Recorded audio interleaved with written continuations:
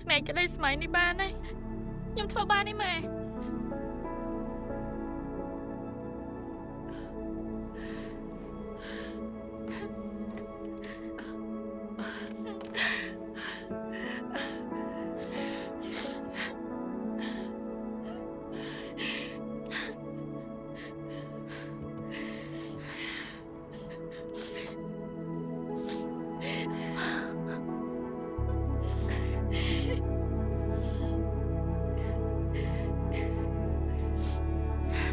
ស្បែកចិត្តរហូតទៅផ្នែកយាយកុំអញ្ចឹងមក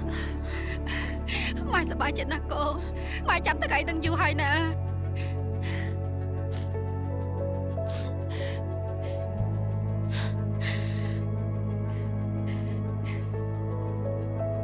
ម៉ែចាំបាយកូនយូរនៅ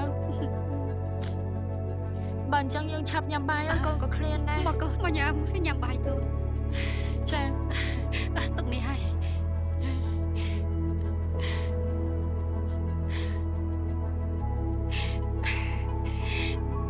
សប្បាយអត់ម៉ែ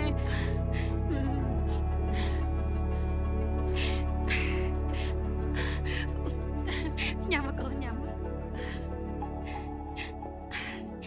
ល៉េះឯងពាក់ហ្នឹងទៅស្អាតណាស់កូនស្អាតណាស់ស្អាតអើយស្អាតហ៎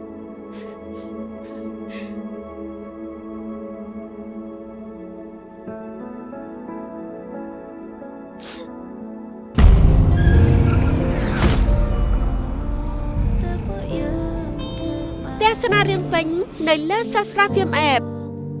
មានតែនៅលើ App Sastra Film តែមួយគត់